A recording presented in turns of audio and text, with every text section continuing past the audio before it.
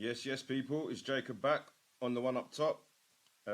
Before you listen to my waffle about Tottenham, um, I'd like you to first and foremost like, share, subscribe, do all that jazz. Just make sure that you're sharing the love, sharing the content, and keeping updated on what I have to hear. If you like it, make sure that you're sharing it out. Like, comment, do whatever you got to do. Hit me up on the DMs. It's all love. But yeah, today I was sat there at work, just daydreaming, on my lunch break, thinking, I know why Tottenham are so bad because we generally just bottled it. That's how it is, it doesn't matter who we've got in. But then I had a little deep think about it. Now, generally, when you're winning games and you're on a good run and you've got a coach like we've got in Conte, you kind of think the world's at your feet. But then when you take normally for me, when it gets like a Tuesday, I think to myself, no. Something's going to go wrong here. Now, I'll keep saying to myself, why do I do that? Is it because I support Tottenham? Of course it is. Well, more or less, it's about the personnel. And I've said it on my podcasts, I've said it on other people's podcasts, that when people were giving this transfer window a 10 out of 10, people were just going mad because Tottenham were spending money that they don't normally do. But what people weren't thinking is, what about the people that are still here? You know what I mean? I kept saying, my favourite saying from the whole transfer window is, we're one injury or one bad performance away from Davinson Sanchez. That's all I kept saying, and people were like, yeah, that doesn't matter. I'm like, yeah, it does. If you want it to be a 10 out of 10 window, that guy realistically isn't part of a squad that should be challenging for trophies and, winning the league sort of thing, if that's what we're aiming for.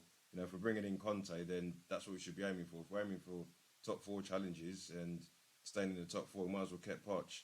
So I sat there and deeped it, and I thought, I think I know what it is. So that's what I'm going to speak on today. We've got far too many players that people idolise and adore and think are good enough when they're effectively very average players. Now, people could say I'm being reactionary by saying they're average, but what I'm going to do is I'm going to give you some depth. I'm going to educate some people that keep thinking that I'm chatting nonsense in regards to that we've got average players. And then by the end of it, feel to like, comment, dislike, do whatever. I'm just getting it out there because I feel that the hardened Tottenham supporters or any other supporters of any club will understand where I'm coming from, to then understand why at some point we will implode, or better yet, we were never going to be challengers from the start.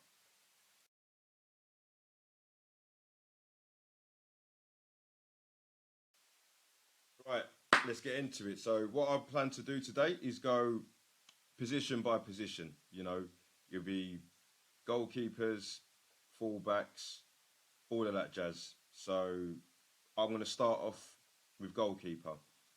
Now, we all know that having a very good goalkeeper is very important to any club. It doesn't matter who you are. You can be Real Madrid. If your goalkeeper's terrible and he's making mistakes, or he can't kick a ball properly, or he doesn't speak, it doesn't matter if you're Real Madrid, you're not going to win anything. I can't really think of a winning side throughout Europe that have had a terrible keeper but ended up winning stuff, right? So, but on that basis, look at our situation. Now, Hugo Lloris, we all love him. He's a loyal servant. But what a lot of Tottenham fans are blinded to is because he makes so many great saves, he's a top goalkeeper. We're in 2022, guys, yeah? Goalkeepers have got about 6 or 7, maybe 8 attributes that they need to execute at least a 7 out of 10 scoring in order to be classed as a decent or world-class goalkeeper. Now, if you look at the likes of Ederson, Alisson, Courtois, Oblak, these guys, at a very minimum, are a 7 out of 10 with their shot stopping, distribution, command of the box, leadership, awareness, anticipation, handling. These are things that they have to be 7 out of 10. Now, if you're a 7 out of 10 across the board, you probably find yourself in the top 6 side across Europe. But all of a sudden you start picking out your 8s and your 9s on top of those 7s, it gets to the point where you do find yourself at a Man City, a Liverpool, Paris Saint-Germain, Real Madrid. So Hugo Lloris, everybody keeps talking about he's this world-class goalkeeper. He's won the World Cup with France. Why is he not at these bigger clubs? Everybody keeps talking about, oh, he's been loyal to Tottenham. I can't remember the last time any of the big clubs made a bid for him. I mean, PSG were making noises about him coming over, but I think it was just a retirement plan because they just bought Donnarumma. So they were looking at it thinking, doing what big clubs do, have two good goalkeepers. And if you're going to have a one world-class one, at least have a good one. So PSG were looking at our keeper and thinking, second-class citizen. But we're here still calling this guy top level when the only thing for me he's good at is shot stopping. He can't command his box. Whenever a corner comes in, we all panic. It gets to the point where when he's trying to play the ball to people on the pitch, us as Spurs fans all panic. For me, I'm always saying just boot it, because I'd rather you boot it to Harry Kane and he wins a header and we get a goal from that than you trying to pass it to the fullbacks. And we saw against Newcastle that him playing diagonals to the fullbacks and not being able to do it properly cost us. He played the ball kind of blindly to Ryan Sessegnon, took all day to drop from the air. Sessegnon doesn't win the ball, Almiron's in, toast Lenglet, 2-0. Game over. When you look at Lloris at first, now, if I look back at it, I've calmed down, it was a foul. But for me, why is he not diving out and headering that out? Do you know what I mean? I'd have forgive him more if he'd came out and diving headed it, it landed at a Newcastle player, we volleyed it from 40 yards and it's gone in. I'd be like, you know what? Defence wasn't on job. Hugo had to come out to deal with Callum Wilson. I'd probably have a bit more go at the three defenders that should be marshalling Callum Wilson. But Hugo just thought that he was just going to get a foul for no strange reason. Now, for me, it was a foul. But at the same time, I was like, that's what you deserve for making a stupid decision, which is what we always say about Hugo Lloris. Great shot stopper, decision making, commanding. It's not great, I don't see how he can be our captain, if you ask me, if he can't command his box. But somehow we're expecting him to command our team. Doesn't make sense to me. Do you know what I mean? It's like, if you can't command that, I don't understand it. Now, what I'm going to do is do my analysis and base it on this. And if you want to agree or disagree, that's fine. But if I look at Hugo, for the last 2-3 years, I think it's been a time I thought, maybe it is your time up. But I'm going to mention a keeper that 3 years ago, if Hugo left and we brought in this keeper, I don't think Tottenham fans would have moaned too much, because I think apart from shot stopping, he does other things better than Hugo Lloris. And he's not even top six. When I'm doing this analysis, I'm not talking about top six keepers. I'm taking top six out of this. This conversation is about average players that we've got that aren't in the top six teams in Europe or in the Premier League. But I'm going to focus on the Premier League especially. So, Kasper Schmeichel. 3 years ago, he was distributing the ball better. When I talk about leadership of a goalkeeper, I hate goalkeepers as captains, but he's at the back and you can hear him commanding. You can see him. He's authoritative. He's commanding his box. He's coming out when required. His distribution wasn't, Edison level, but it was an 8 out of 10 for me. If I'm talking about him having the 7 out of 10s in every compartment, then what? He's at a team that's apparently outside the top six. But how is it that Leicester have got a keeper like that, won the league with him, but we can't do that? But that's in the past. If we're talking about now, I'll name a keeper to you that for me, if Hugo left today and he came in, I don't know about other Spurs fans, but I'd be like, all right then. Martinez at Aston Villa. The guy never puts a foot wrong, commands his box, aerially brilliant. He's 6'4", handling brilliant. For him, the reason why he concedes goals is because of the guys in front of him. It's nothing really to do with him.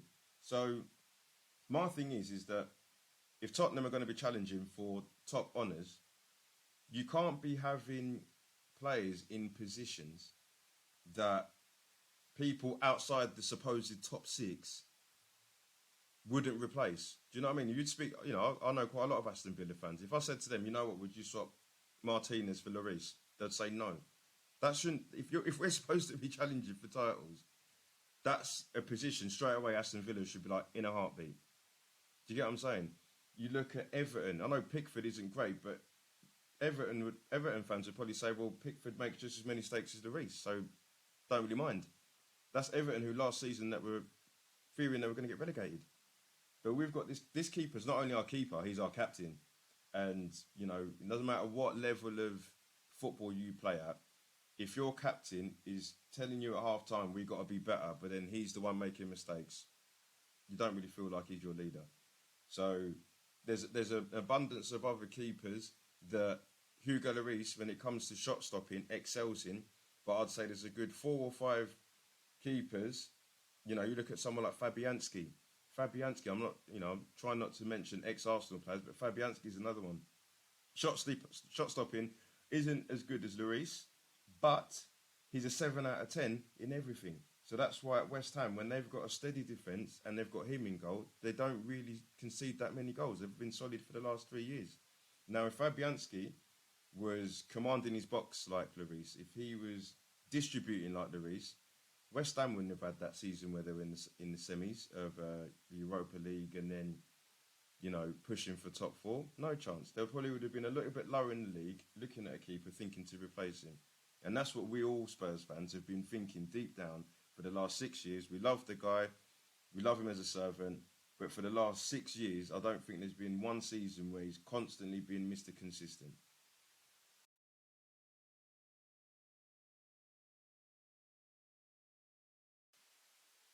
Right. Now I move on to the next bunch of average Joes. Okay? So I'll move on to our fullbacks, and I'm going to start with the left fullbacks. Now, again, I've said it on videos before. I like Perisic as a player. I've always liked him, when he's at Inter Milan, Bayern Munich, playing in World Cups for Croatia. Top level player. And about 5 years ago, I used to say this is the kind of player that we should be going for. But at the time I was saying this, he was a left winger / forward scoring goals for Croatia and Bayern Munich. Right? So we now have him at the dear young age of 33 playing left wing back in the most intense league. Now I like him going forward, but going forward realistically, as he's got older, he's a one-trick pony. He tries to step over, but he's not going to get the pace. But he's our best option out of, for me, a bad bunch. And the reason why I say it's a bad bunch, not because they're bad players. Both of these players have spent the best times in their careers as attacking players. Perisic, as I just mentioned, was scoring goals in semi-finals in World Cups. Sessegnon, best seasons, was playing left wing, getting his head down and banging 20 goals for Fulham in the Championship. But good old Spurs, good old recruitment, decided to buy 2 left wingers and say, we'll have them as wing backs. Now, if we were a team that kept possession like a Man City, where we're relying on patient build-up for our fullbacks to get into the game and they're classed as left wingers, we wouldn't have a problem. But our team can't even keep possession. We're not even in this game to keep possession because we're trying to hit people on the counter-attack like Leicester did. So if we're trying to do that, you're better off having fullbacks that can defend. So when I look at our left wing backs, neither of them are going to defend. If we're playing in the semi-final against PSG, a Barcelona, and you've got Neymar or Messi or Ousmane Dembele up against one of them two, and someone said to me, pick one to make sure that they're out the game, I'll just flip a coin because it doesn't matter. They're both going to get rinsed. Perisic is going to get rinsed for his age, and Sessegnon just can't defend. Do you know what I mean? He tries, but he gets bullied off the ball. He gets outsped, and if you spoke to Ryan Sessegnon on a personal level, I reckon if you said to him, "Do you want to play for Tottenham and attack or defend?" he would never say, "I don't mind defending." He would say, "I definitely want to attack." Sessegnon's the type of player that shouldn't be under Perisic's wing, learning the trade. He should be talking to Son about how I get goals from left wing because that's what he was doing in the best times of his career. But for some strange reason, Tottenham Hotspur buy him and say he can play left wing back. Do you know what I mean? That's like Man City when they had Sane. The guy was picking up the ball, putting his head down, insisting on scoring, but then someone waking up in the morning and going, "Oh yeah, you know what? We'll buy Sane after a season like that and play him at left wing back." What would be the point? What's the point? Even Man City would be like, "What's the point? We'll play him in the front three and he's going to bang goals and assist him." But we decided to buy players that have done that in their career and we're going to rely on them to defend. And then we wonder why Miguel Almiron had a classic game last week. Not saying he's a bad player because he's on form, but there's other left backs, which I'm going to go on to, that even if Almiron had him on toast, would have done a better job. So, as I say, I'm not going to talk about the top 6 sides, your Chelsea's, your Man United's, your Arsenal's, Man City.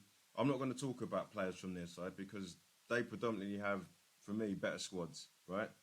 I'm talking about people from the top six downwards that have better players than us that would walk into our team. You know, if Tottenham said, right, we're going to sign them and their club agreed, that person would expect to start. But somehow we've got players that are worse than that and we're going to challenge for titles this season with Conte, right? So if we look at left backs now, again, I'm going to talk about someone over the last 2-3 years, should have looked at and thought, yeah, why not? Now, Everton have been struggling, you know, financially as well on the pitch. One left back that I used to love, he's been off form now, but brilliant. Luca Digne.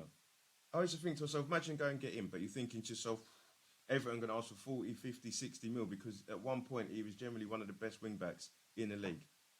What happens? Aston Villa put a bid in of 25 million and Tottenham are like, oh no, don't worry about it. We've got Ben Davies and Ryan Sessegnon. Brilliant. Brilliant. And he was going at 25 million. I couldn't believe it was a snip. Now, obviously, his form's dipped at Aston Villa, but for me, if he'd come to Spurs, there's no guarantees, but I think he would have been a blinder. He'd have been playing there right now. Conte would be like, don't need to do it. Probably wouldn't. If he'd bought in Perisic, he would have got rid of Ryan Sessegnon, and that would make it a bit more like it for me. I'd be like, all right, we'll have Digne who can do the up and down, and if it gets to the point we need a different dynamic, bring Perisic on with his experience and working with Conte. But we didn't do that.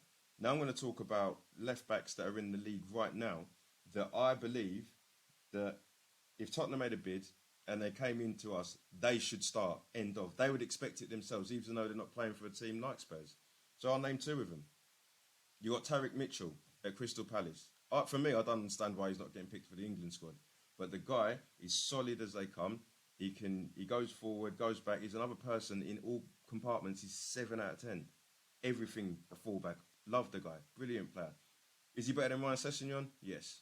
Is he better at Perisic in that position? Yes. But he's at Crystal Palace and they're playing brilliant football. But, you know, his head would turn if Tottenham make a bid. But we're here going, nah, don't worry about it. We got Ryan and Even. Dumb. But we're expecting to go and win stuff. Our Palace looking at it, well, our left back's better than yours. That's how it is. Our left back is better than yours, not just your left back, both of them, right? But I even go further down in terms of stature of club. Brentford. They've got a guy called Rico Henry. Now, I had a few people that I used to work with at one of my old jobs.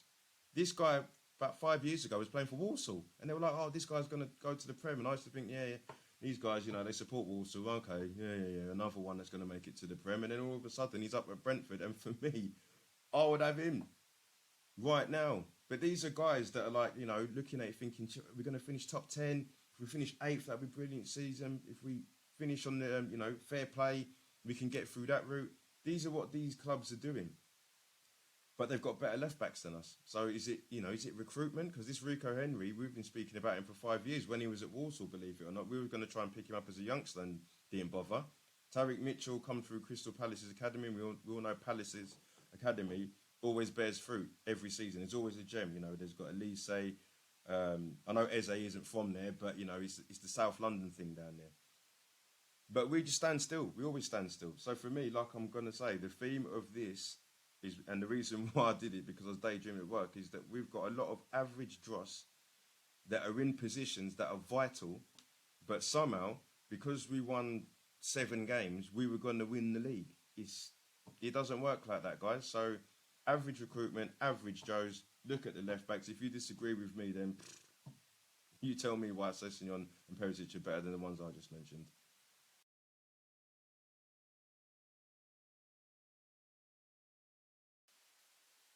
Right, and now I'm going to move on to what is a very important part of the pitch for Antonio Conte. And yeah, I'm going to use the A word again. Average.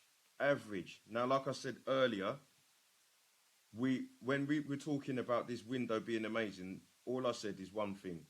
If we do have an injury to Romero, Davinson Sanchez comes in. No one would listen to me, but I'm like, Davinson Sanchez comes in. Everyone's like, oh yeah, Davinson Sanchez, Conte's worked wonders with him. Ben Davies, brilliant. Eric Dier, wonderful. Now, my analogy on these guys, yeah, it's like Conte did wonders to get us into the top 4 with them 3. At that point, you say, right, them 3, not saying you got to get rid of them, but they should be like absolute backup. They should be like, we're definitely not getting in the first team. But if there's a League Cup game against MK Dons, or there's somehow we go into the Europa League and we're playing a team that's not as easy as you think, then just stick them in. You know what I mean? But when I look at these three, I don't know if you guys play Football Manager, but the back five that we had against Newcastle, I looked at it when I was watching Sky Sports and I thought, that's the sort of back five that I'd put together. Just stick them in when we're playing Millwall in the FA Cup. I just stick it in and get some games, because my back five that I actually want to play with, I'm resting them all for this one. They're not, one or two of them might be on the bench, but I'm going to put you lot in the back five, and I'm going to get loads of under 21 to stick them on the bench. And, if Millwall pull off a miracle, then cool. You should be good enough to beat Millwall. That's the sort of lineup we had in the game that we had to win. And when we played United, bar Romero. So it's like, I don't understand how, when you deep it, we were talking about a title challenge when you've got guys that are that bad. I'm not, for me, that you could class them as Premier League players, but, you put them three on the market. Is Pep scratching his head thinking, oh, shall I make a bid? Liverpool on really bad form at the minute, but they've still got good players. They've still got top players. They're just not performing. Does Klopp sit there and think, Konate or Ben Davis? No. Do you get what I'm saying? I don't even think he'd swap Nat Phillips for Ben Davis. I think he'd be like, no, we're all right with Nat. He done well at the San Siro. No. But then, as I say, I've just mentioned the top six, but I'm going to go downwards. And you guys tell me whether I'm chatting rubbish and being reactionary or I'm being factual. Now, I've got a bit of paper here. I was doodling away. I was writing down all the players, right? Let me name some players to you and think who they getting. Because for me, they walk in, right? You got Anderson, the guy at Crystal Palace. Now, everyone forgets that he was actually really good at Fulham when they got relegated. He's a really good player. We were after him, didn't make the bid. He's at Crystal Palace now, solid as a rock. You know what I mean? He's in there, leadership, aerial ability. He's not no slouch in pace. And he's got a partner in Gay. Now, for me, if someone said to me in that Newcastle game, right, you got the option, Jake. No one's going to notice, but you can swap two of those defenders for Gay and Anderson. I'd literally say to anybody, you pick, just get them two in. I don't care who you take out. Just pick them. Doesn't matter. But then it's like I said, it's not just Crystal Palace. You look at Everton. Would Frank Lampard take any of them three and swap them with Cody or Czarkowski? Doubt it. But they're there, trying to find their feet and making sure that they're finding some stability in the Premier League after a rough season last season. But they've got defenders that are better than what we put out against Newcastle. But we're title challengers. You got the math ain't mathing. Do you know what I mean? It's like you can't do that. It's all to recruitment. I'm hearing Eric Dyer's getting a new deal. Or based on what? An England call-up. Because since he's got that England call-up, we're relying on Eric Dyer to play long passes to Harry Kane. He's not even playing them short properly. You know what I mean? And we're going to give him a new deal. Now, if we're going to give him a new deal, I'll be happy to give the guy a new deal because he's been loyal. But at some point, he needs to be... I wouldn't mind Eric Dyer as a rotation. Like, if it got to the point where we were kind of relying on Eric Dyer to come on like we do with Davinson Sanchez, we wouldn't have a problem with that. But this guy's like instrumental. Now, I've had a few people say that he's bad, and he is bad. The problem is, our defence is that bad. If Eric Dyer isn't in there with his leadership and speaking to people, who's going to do it? That's how bad we are. We're relying on him for his mouth, not for his feet. It's ridiculous, So, again, you go to centre-halves. They're important, man. There's loads of clubs in teams below us that have got centre-halves that would walk into our team. You look at West Ham, they've got Kurt Zouma. For me, he's a steady Eddie, good defender. Would Kurt Zouma getting in that Newcastle back three? Yes. You got Newcastle. They had Dan Burn at left back. He would get into our team as a centre half, along with Cher, Botman. These guys would get in. So I'm like, no disrespect to those clubs because Newcastle are doing things. Aston Villa, West Ham, Everton love the clubs, but they'll accept that they would be happy with a top 8 finish. But Tottenham have bought in Conte for what? Are we doing the same? No, we're trying to win stuff. But these clubs, their recruitment, they've bought these players in and ain't spent loads of money. Like Everton bought in Tarkowski and Cody for pence. They weren't even pence. Cody was for free, wasn't it? Tarkowski, cheap as peanuts. But we're here spending 40 million on Davinson Sanchez, Eric Dyer, New Deal, Ben Davis. Like, this guy's going to be there till he's 40. Again, he's another player. I've got full respect for you. We can't be having him in Champions League games. What's this? Do you know what I mean? Longley comes in every now and again, and to be honest, he's been the only one that I wasn't worried about until we got roasted by Almiron the other day. And I was like, well, join the camp. You're all average.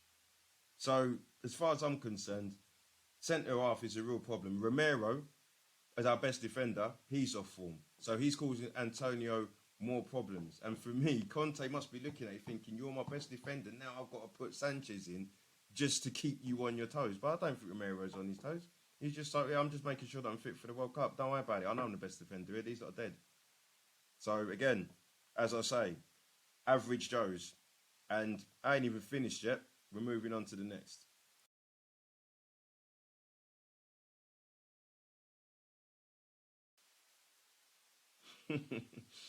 Now, this is my favourite bit. This is the one bit that got me thinking, cool, I could go on for ages, but, you know, I ain't got the time for that. Right wing backs. Where do I start? For a start, Tottenham are moving like Gareth Southgate. Somehow we got like 3 people at right back. Why do you need 3? Now, let's start with Matt Doherty. You know, when he was at Wolves, I loved the geezer. As soon as he came through, I thought we've got a good player here. But then when I found out they were going to be using him with Mourinho, knew it weren't going to work. Mourinho was going to try and turn him into Paulo Ferreira, and it weren't going to happen when this guy's scoring 8 goals a season for Wolves. So for me, it was a contrast of styles. He played under Nuno, which was where he smashed it, but then he comes to Tottenham, different kettle of fish. And then now he'll have 2 good games, and we're all like, oh, Matt Doherty's back, and then he'll just let himself down. Like at Man United, he was dross. Arsenal, he didn't play, but I don't think he would have made a difference because, you know, looking along that back line, I don't think there's anybody that would give him any confidence that he's going to be able to play well. He's got to play well because he's probably thinking if I play crap, don't matter because these lot will as well. So pressure's off, really, isn't it? But then, you know, I want to go on to Emerson Royal. Now, he gets a lot of slack, and I feel sorry for him because he's not a right wing back. And for me, Conte's going to die on his shield with this guy because I don't know why you're playing this guy right back when he can't cross. Now, Emerson Royal is a better athlete than me. He's probably stronger than me. He's got more experience than me. I've only played Sunday League and a little bit of semi-pro once in a blue moon, right? But I can tell you now, I can cross better than Emerson Royal. So it's like if we're playing him right wing back, if you say, oh, we're playing a player geezer right wing back, but he can't dribble and he can't cross, then why are we playing him there then? But then it's Conte playing him there. I don't think he's comfortable there, but he'll do it because he's getting game time. But we've got one player in Jed Spence that can take a ball on and cross, you know, had good games against Liverpool and Arsenal in the FA Cup in a championship side. But Conte's like, no, we've got Chicken Royal, we'll be all right. What's going on? You know what I mean? So for me, Conte's a world-class manager, but he has to be questioned. Like, I don't understand. You've got 2 right-backs that clearly are nowhere near as exciting and as athletic as the one guy there. So what are you doing? We're all hearing that he's speaking to Jed Spence on the slide. And for me, I know what he's doing. He's trying to make sure that this young, exuberant talent understands, like, he's trying to turn him from a boy to a man, basically. So he's trying to get in his head and say, look, you can't do this, you can't do that, which, if you're going to do, that's fine. But why don't you just do that on the mobile and send him out on loan? You should have just left him at Forest and he would have had a good bit of time there and ring him saying, you know what, you played against Liverpool the other day, that was brilliant. But when you come to Tottenham, this. I can't be bothered with you sitting there talking to him in the changing room and giving him little tips at training, where the position that he plays in, he can't be any worse than the 2 that we're playing, whether he's got an old head or a young head on his shoulders. These 2 are bad. And like I say, I'm going to go again to the teams below, but I'm not going to say who should come in for them. I'm going to say which teams in the Premier League below us would come in and go, you know what? I fancy Emerson Royal as a right back or a right wing back instead of what we've got. Now, for me, we've had a problem since Carl Walker and Carl Walker Peters, right? But now, why we get rid of Carl Walker Peters to have these two? If I'm honest, yeah, I would get Emerson Royal and Doherty and say to Southampton, give us Carl Walker Peters back and you can have these two for the same price. Let's just do a swap. Don't worry about it. Don't worry about the wages, nothing. Just here, these two are probably worth what, 50 mil between the two of them. We'll have Carl Walker Peters back, please. And then if Carl Walker Peters isn't performing, Jed Spence comes in. You do that tomorrow, I'm a happy man. At least you've got athleticism, drive, and they can just play better in that position. It's a right wing back, and like the two that I'm just mentioning can't cut the mustard. So for me, it's like you've got Carl Walker Peters at Southampton. You know, they're trying to make sure that they don't get relegated. This guy is better than what we've got. You look at West Ham, one right back that they got that no one talks about, Kufal. Top, you know, right back, he's solid. He reminds me, he's not as good, but he reminds me of Zabaleta. Just every day, workhorse, get your head down, no mistakes. You don't have to worry about Kufal and what he's doing. He will have that position locked off. Now, he has injury problems, but have him there. I watched Aurier the other day play Liverpool and smack him. But that's another one we got rid of. Do you know what I mean? And I look at him and think, Aurier had these problems, but I would rather have him than Emerson Royal. I know he used to have, you know, make mistakes, but if you play him right wing back, he's nowhere near our box. And he used to be all right going forward. So it's mad as it sounds, I would have Aurier over Emerson Royal. But we're here stuck with, it's like our right backs get worse. We had Carl Walker and it's never got, and Trippier, and then it's just got worse. And now it's got to the point where we've got a right back that can't cross or dribble. But that's going to be our strength. So I'll just look at him and think, again, Conte's got to have a look at that, because if he's saying that he's playing a 3-5-2 or a 3-4-3, and the fullbacks are meant to be our strength, why are they our weakest players? They're our weakest players, facts. I don't think, you know, Harry Kane, you don't see him getting in the box because he knows Emerson Royal and Sessegnon ain't going to deliver. So he stays on the edge for the pass so he can cross it himself for who? Son, to win an aerial battle against all these 6-foot geezers. Not happening. It's just, I don't know. For me, it's like, I'm not sitting there saying I know better than coaches, but I always say I don't care if you're Conte, Klopp or Guardiola. Some things in football are just simple. Some things are just simple. If you've got fullbacks that are your weakest area and it's pinpointed and it's so obvious, don't play a system that relies on them to be your strength. I don't know. Am I being too cocky? Am I not being humble? For me, it's like, if I, you know, I know it's different, but Sunday League, if I wanted to play wingers and the only wingers I've got in my team are crap, I'm not playing wingers. I'll just go central. And if the central players are better, that's what we're doing. We'll keep it solid on you know, the right back and the left back ain't going nowhere. We've got a flat back four, and then we're going to dominate in midfield. Some things like that are just simple. But for us, we're like, yep, we love this system, but it doesn't really do anything because we don't use the right backs because they're rubbish, and then our centre midfield, which I'm going to move on to next, can't keep possession.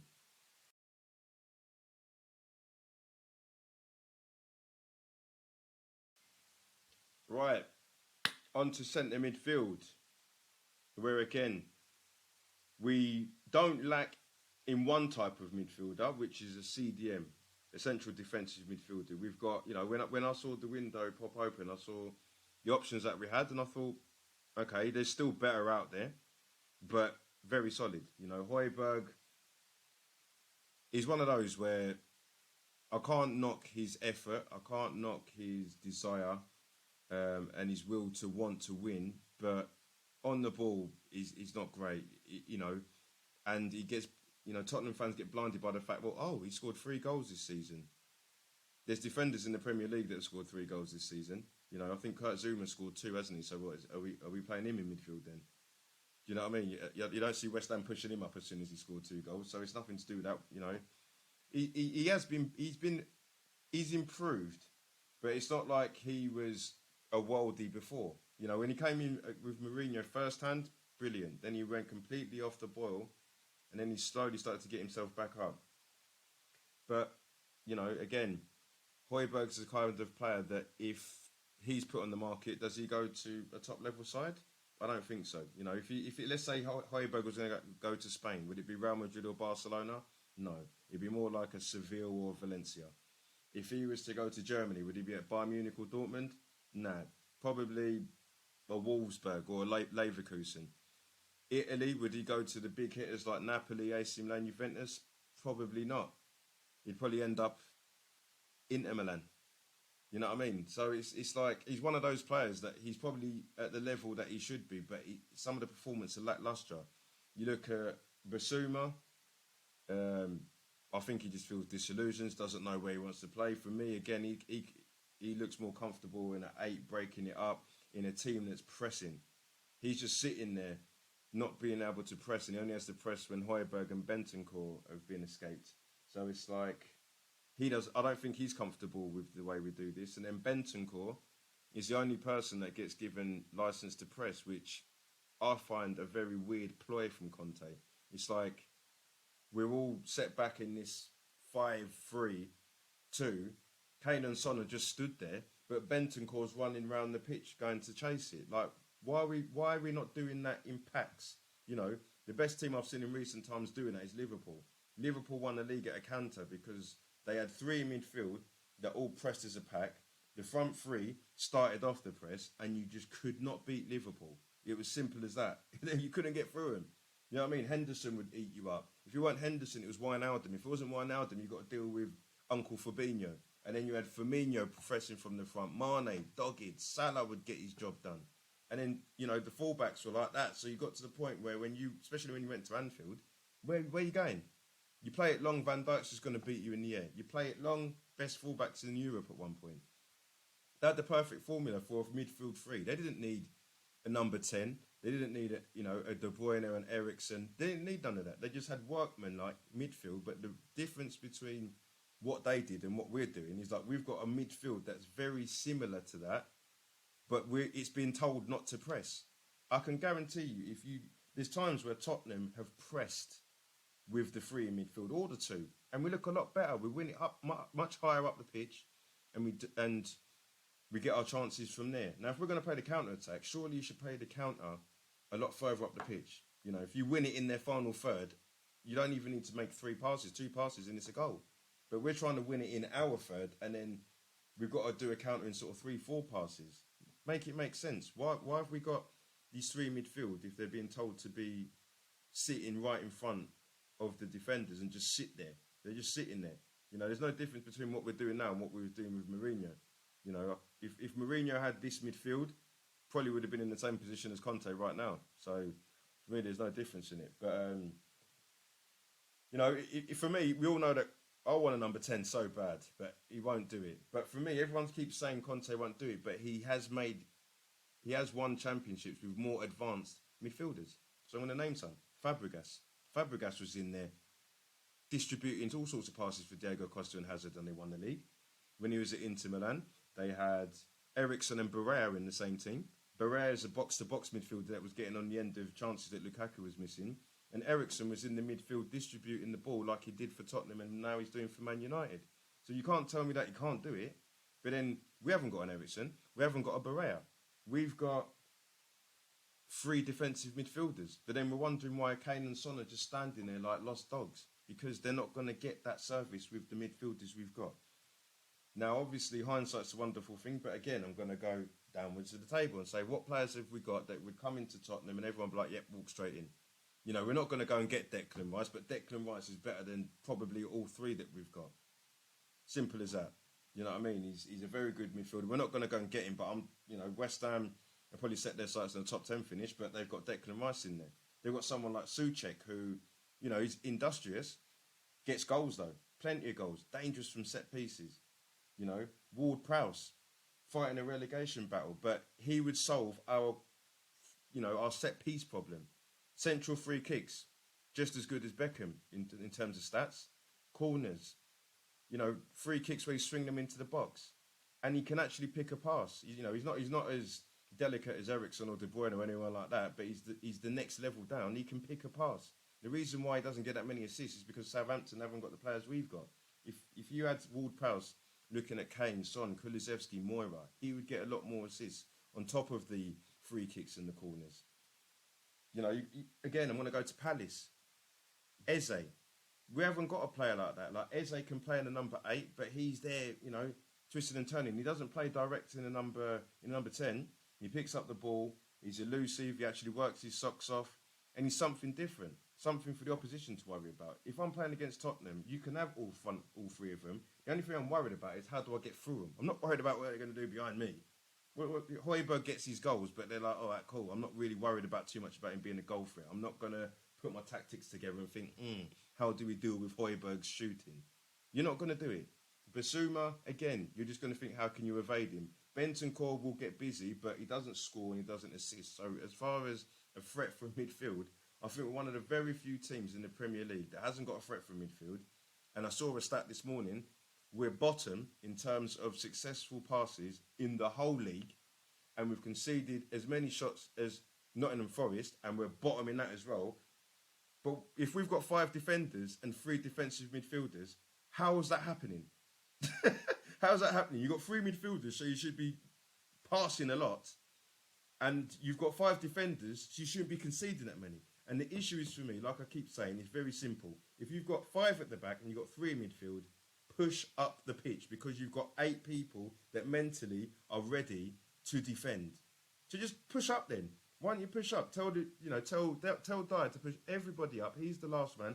Push up 10 yards. We win the ball in the final third, and you haven't really got to be an Ericsson, because like Liverpool proved when they won the league at Atlanta, you didn't have Milner, Henderson, Fabinho doing all these passes. Everyone's like, what a pass. It was like they were winning it in the final third. Into Salah, Mane, Firmino. Yes, we beat United 4-0. That's all. For me, some things are just simple. But again, Conte's not doing it. Doesn't like to do it. But, the style's becoming dated. We realised it with Nune. We realised it with Mourinho. Now we're realising it with Conte. All these dinosaurs are coming to Tottenham as a graveyard.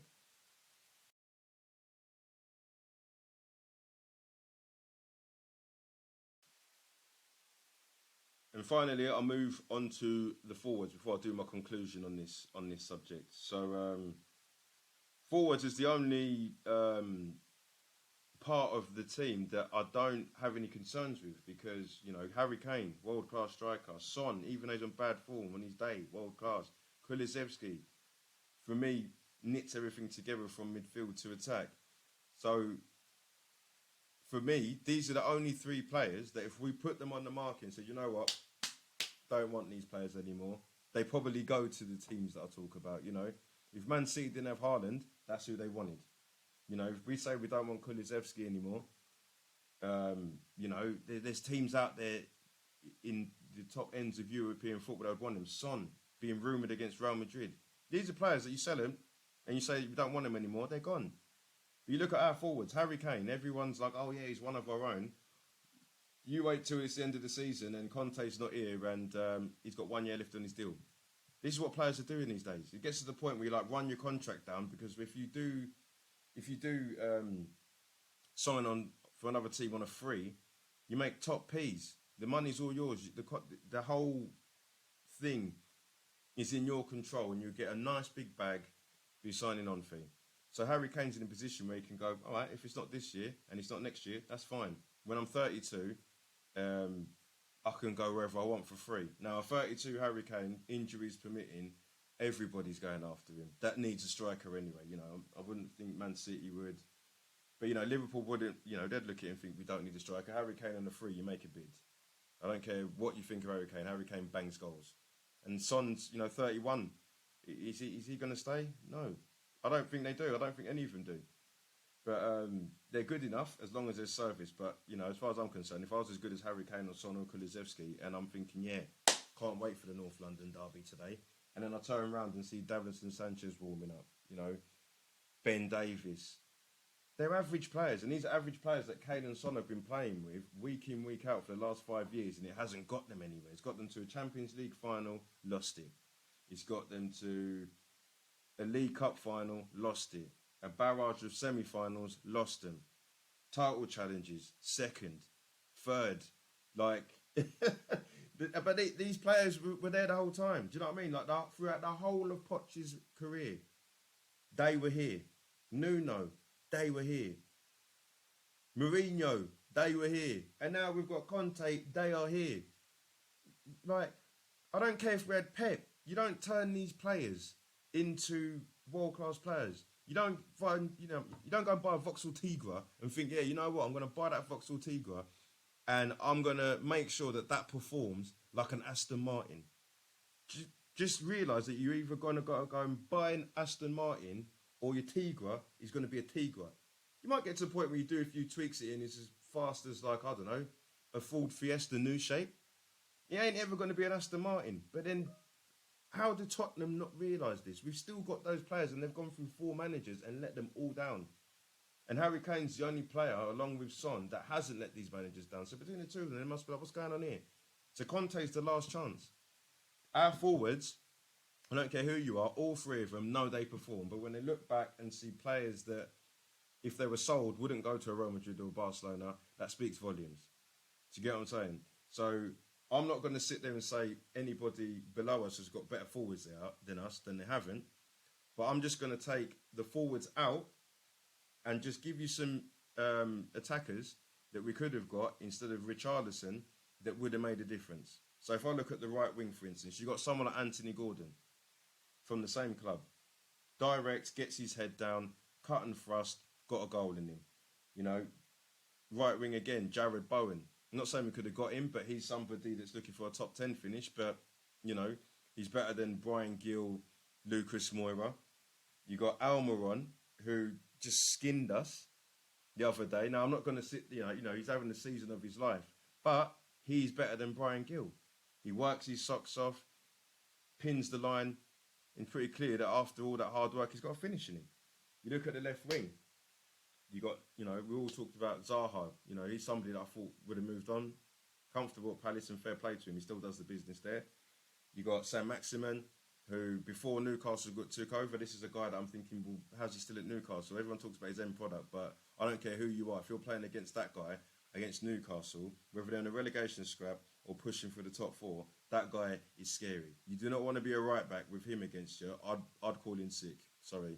I love playing football, but if you told me that I've got to mark him, I'd be like, yeah, I hurt my leg, man. Hurt my leg, sore throat, headache, can't come in. Do you know what I mean? So I'm not saying that, but these are the sort of players that could come in and push. When Son was off form, if you're a Spurs fan, would you have, Richarlison, we all thought he was going to be great, but Sam Maximin coming on instead of Son, that's a bigger threat. I don't care. There's, in terms of wingers, he's one of the biggest threats in football.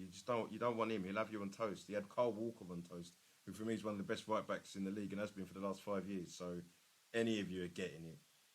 And then we look at the forwards. Harry Kane obviously is, he's been one of the best forwards, if not the best at times in the league. So it's very difficult to go and attract a striker that's just going to come in and go, you know what, when Harry's not playing, I'll play.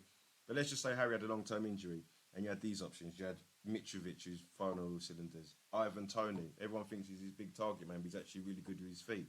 Callum Wilson proved last week against us that decent striker. Calvert-Lewin, I know he's had injury problems, but he's another guy that can come on and get goals when he's fit. There's loads of, Ollie Watkins, Danny Ings. There's a lot of players that could have come into us, and if we helped them financially and gave them the right amount of money, they would come in and say, just like Richarlison did. I'm sure Richarlison would know that he weren't going to play in front of Son. He weren't going to play in front of Kane. If Kulusevski's playing, he's not going to get in front of him, but even if he doesn't want to play right wing. But Tottenham must have said, 150 grand, 200 grand? Yeah, I'll see how I get on. So we could have done this with players and had a better squad, but right now it's just, the forwards aren't the issue. My issue is the forwards' mentalities, because the 3 of them are interlinked. They're clearly good friends, but between the 3 of them, we all know. I've had friends that I play football with. You've played for a good team, great atmosphere. But when there's 1 or 2 of you that feel that you're either better than the team or you're not enjoying it because the team around you is rubbish, you go home and have a chat. You have a beer, fish and chips, and you're talking to yourself and say, like, well, bruv, why are we playing for this team? Do you know what I mean? Like we're turning up and we're losing 4-0 every week, and literally everyone in the team ain't good enough. So what do? You jump ship. The difference between me and my friend and Kane and Son is I don't have contracts. I just text the manager and say, look, I'm not feeling it. I'm playing for a different team. I don't even have to tell him. Just don't turn up to training, and then all of a sudden you see me on the other pitch, on the other side of the field. Yeah, I don't want to play for you no more. End of. What are you gonna do? So what I'm saying is that if Kane and Son had that option, they would be gone already. They wouldn't be coming to training tomorrow. They wouldn't be coming to the match because they've gone to Real Madrid and see who they're playing. So for me, the forwards aren't a concern. It's everything backwards.